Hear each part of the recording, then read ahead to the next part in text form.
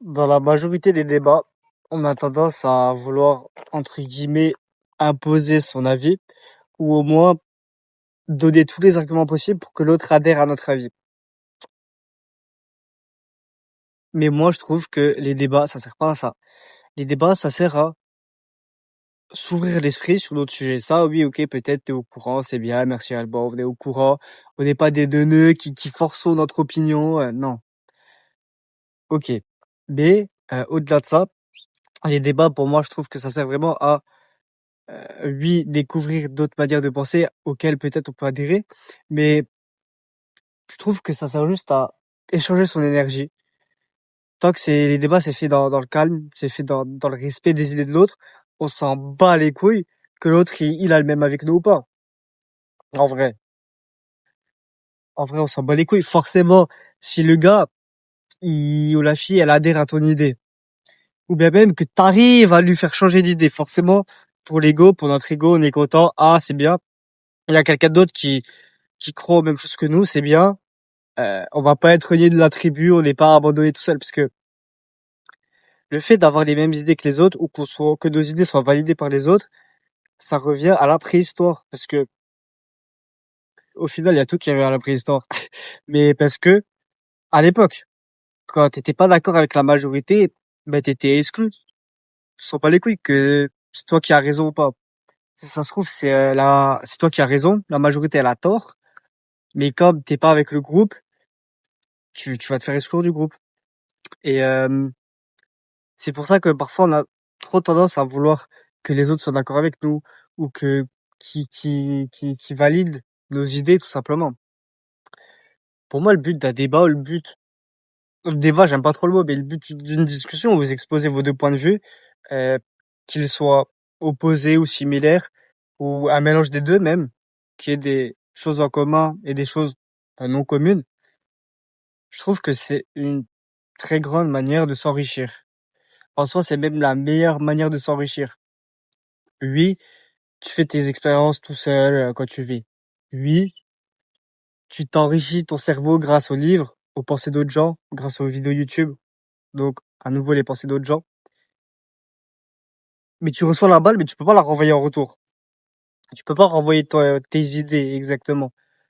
Et c'est pour ça les relations sociales, les relations humaines, quand tu parles directement à quelqu'un, c'est ce qu'il y a de plus puissant euh, dans ce que tu peux vivre, dans ce que tu peux expérimenter en termes d'idées.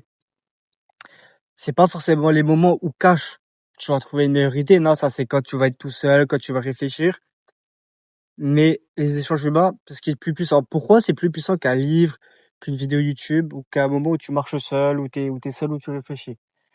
Euh, bah déjà les moments où t'es seul, où tu réfléchis, c'est pas forcément, c'est pas le moment où tu vas euh, mettre des nouvelles idées dans ton cerveau. C'est le moment où tu vas réfléchir justement à tout ce que tu as déjà emmagasiné dans ton passé. Donc c'est une case différente. Ensuite, les vidéos YouTube, les livres, etc. Oui, c'est pareil, tu fais rentrer des choses dans ta tête. Comme dans une discussion, tu vois, quand l'autre il te parle, ça te fait rentrer des choses dans ta tête. Mais là, tu le ressens plus dans le sens où c'est quelque chose de plus puissant qui se passe. C'est pas un écran, c'est pas un livre, c'est pas du papier, c'est vraiment quelque chose en face de toi. C'est une énergie en face de toi. Même si peut-être que les livres, les téléphones, ils peuvent avoir une énergie, je sais pas, mais s'ils en ont une, c'est pas du tout pareil que l'énergie d'un vrai être humain devant toi. Euh, donc c'est quelque chose qui te marque beaucoup plus, les échanges humains directement dans, dans, dans la vraie vie. Et c'est quelque chose dont peut-être tu peux t'en rappeler plus, mais c'est quelque chose voilà, de plus important. Je galère à exprimer comment, mais juste énergétiquement, c'est beaucoup plus fort que tout le reste.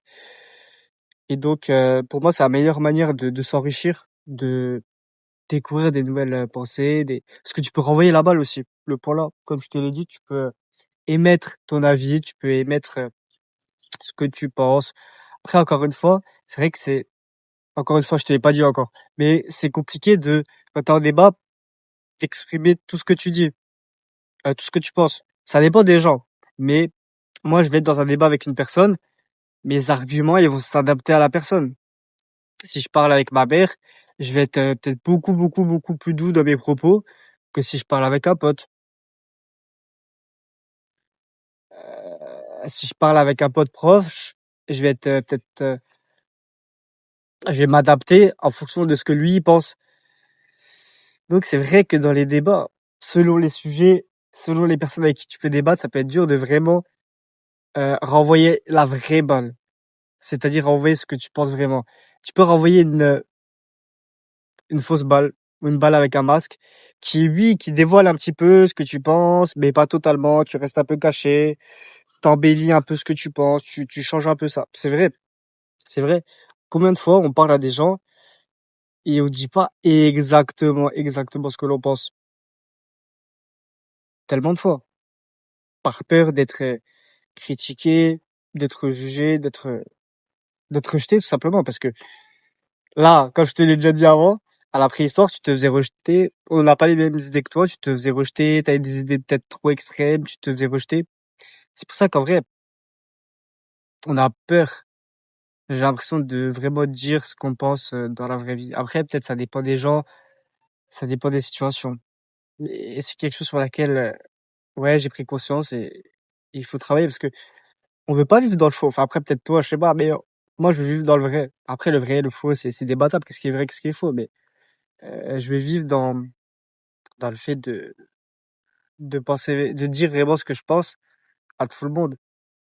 Et là, je sais que j'en suis très, très, très loin pour l'instant.